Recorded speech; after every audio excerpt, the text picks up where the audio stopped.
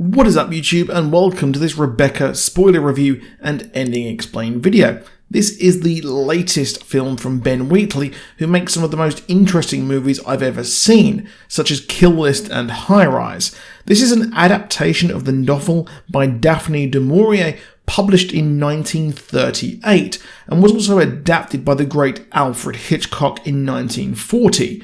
Here we have Lily James, who I'm not really a fan of her, and I don't think that she had the chops to bring this role to life here. However, Armie Hammer, on the other hand, is an absolute joy to watch, and once again I am still waiting for a sequel for The Man from U.N.C.L.E. But the problem in this movie is that the two just have absolute zero chemistry. Now, the movie opens with a young girl as she's heading towards Monte Carlo to work as a lady's maid, and it's quite clear she was writing her story of her life and her whirlwind romance.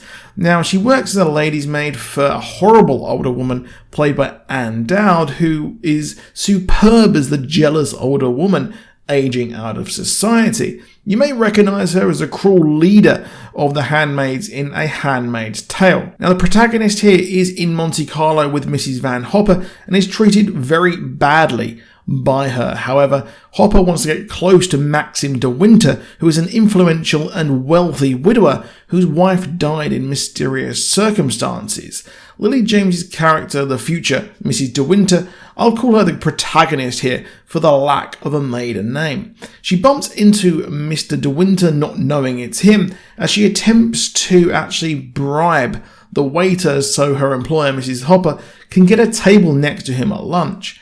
However, she drops her change and it's clear that she is very out of depth, and she ends up bumping into the Mr. Maxim himself. And later, Mrs. Hopper goes to lunch as Maxim recognises the protagonist, only for Mrs. Hopper to become instantly jealous of the man she wants to socialise with. He's more interested in the help. Now, Mrs. Hopper sends her off to get some photos, but later that night she mocks the protagonist and with her friends for rushing down smelling of cheap rosewater, but she wakes up deathly hungover as the protagonist goes to breakfast on her own. Now, she's not let in as she is seen as the help. However, Maxim lets her in and has breakfast with her as they begin a whirlwind romance behind Mrs. Hopper's back under the guise of tennis lessons. She soon says they're leaving for New York as she learnt about this romance and was incredibly jealous. However, she tells Maxim, and Maxim decides to actually get her to marry him as a way to be with her, and he wants to take her back to Mandalay. Obviously, Hopper is impressed and seems to think it's all her before getting a jibe in that it's too soon for him and she won't compare to his dead wife Rebecca. They arrive after their marriage and honeymoon in Europe at the house, and the protagonist is taken on a tour of the house by Mrs. Danvers. Mrs. Danvers talks up the previous wife and shows her to a new room which she hints and makes digs at that's smaller than the previous marital bedroom, and talks down to her constantly. She learns that Maxim sleepwalks, which Mrs. Danvers is aware of, and she is clearly out of her depth with choosing the menu and other kind of tasks that are left to her to run the house, being the wife of Mr. Winter there. Mrs. Danvers is played by Kristin Scott Thomas, who is superb as the horrible housekeeper and head maid who is obsessed with Rebecca, and it turns out that she came to the house with Rebecca when Rebecca got married, and she's looked after her all her life. She presents a chill and silent terror across the movie, undermining the marriage at every chance. She's a real standout as, well, like I said, the chemistry between Maxim and the protagonist is almost non-existent. But Maxim and his new wife later go for a walk, only for the dog to run off to what we would later learn is a boathouse that Rebecca would go to, and when she was alive, and the protagonist finds what seems to be a homeless man who hints towards Rebecca being lost at sea and that it was her husband who was the one behind this. As she leaves, Maxim is angry and some really creepy birds point towards the sea, which was an interesting thing there. I'm not sure if that was a callback to the original or just a callback to Hitchcock's other work, The Birds. She slowly realizes that she is incredibly in the shadow of Rebecca, as Maxim's grandmother comes to stay, who she says that this isn't Rebecca and who are you? And she gets invited to go hunting and things like that and become part of society. And that is someone who is related to Mr. De Winter there, played by Keeley Hawes, who invites her to go hunting, and she's one of Britain's most underrated actresses there. She decides on a whim at this meeting to revive the ball, which the house is famous for, as Maxim is shocked that this is what the ball that Mrs. Hopper was trying to get an invite to at the start of the movie, and it was very much Rebecca's a big thing there, and it's the protagonist's chance to try and take over and lead her own trail. Mrs. Danvers again hints that she will never be like Rebecca, and it will always be Rebecca's home as Jack turns up. Jack is a character who we would later learn was having a relationship with Rebecca, and he's played by Sam Riley, who I really didn't recognise him at all, but I've not seen him in much other than Control, the Joy Division story. Now, he takes her for a horse ride, which was really, really odd, and it was under the guise that Mrs. Danvers had invited him, and he said he is Rebecca's cousin.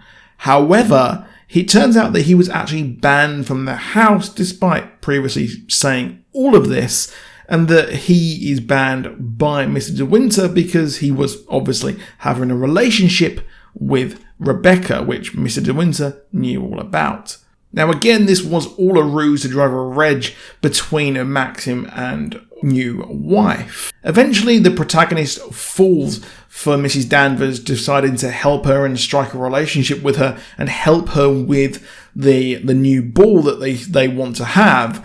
But she's tricked into dressing up like Maxim's favourite painting, seemingly that of Rebecca. She dresses up like this and walks down to Maxim's absolute rage, and later on, in a fit of absolute madness, Mrs. Danvers tries to get poor old protagonist to commit suicide by jumping out of the window. However, a trawler runs aground, and it turns out that Rebecca's body was actually found near this trawler and her boat, and the body that was identified by Maxim was someone completely different. We then learn from Maxim that he killed Rebecca by making it so that her boat was scuttled and she died. She told him, or at least Rebecca told him while she was still alive, that she may have been pregnant or alluded to it. She was cheating on him all this time and was abusive, and said that she would just keep the appearance of being the perfect wife, all the while absolutely having different men around and keeping her flat in London. She was sleeping with Jack, who would later think he is the father of Rebecca's baby, which didn't exist, and she did keep her flat in London to court different men. We have a protracted coronary investigation with results in Maxim being accused of murder. However, all is not as it seems. The protagonist goes to London to the doctor's office where it was thought that Rebecca went to find out she was pregnant, but it turns out that she actually had cancer and was weeks away from dying. She didn't want Maxim to win by her dying and made up the pregnancy so it would convince Maxim to kill her there, obviously making his life even worse, but everyone thought that she simply had committed suicide. Now, after this, Maxim is absolutely off scot-free, as everyone thinks that he is actually innocent and that Rebecca had simply killed herself to avoid having a life of pain. Mrs. Danvers is enraged and was obsessed with Rebecca and is fired by the protagonist. Danvers is Rebecca's vengeance, ensuring that Maxim never has a happy life after Rebecca's death, and she says Maxim killed the only person she ever loved, and later burns down the house and jumps into the sea. We then see Maxim with his new wife living in Cairo, as actually she finishes her story that was at the start. The ending is sort of more faithful to the novel than the first movie in a way. The novel had Maxim shoot Rebecca and throw her into the sea as a cover-up. However, in Hitchcock's movie, Rebecca taunted him, leading him to hit her, and she died by accident. This was due to the Hays Act for cinema, where a woman's death can't be shown in a positive light, as he was escaping an abusive marriage, but it had to be changed for the movie there. Also different to the book and the 1940 movie was how Jack was actually paid off by Maxim, as he blackmailed him with the information and the letter. But in the movie, or at least the previous one, Jack's bluff is called, and Maxim speaks to the police, and the doctor confirms everything. The ending in Cairo was also a new thing there as well, and I felt that the movie was interesting, but it took quite a long time for it to get going, and I really feel it could have been half an hour shorter. It did seem to go on forever, and the chemistry was just not there, but it did have kind of veins of a good movie. But that is it for this video. Please do drop a like down below. Please do subscribe with notifications on, and I'll see you soon, and goodbye.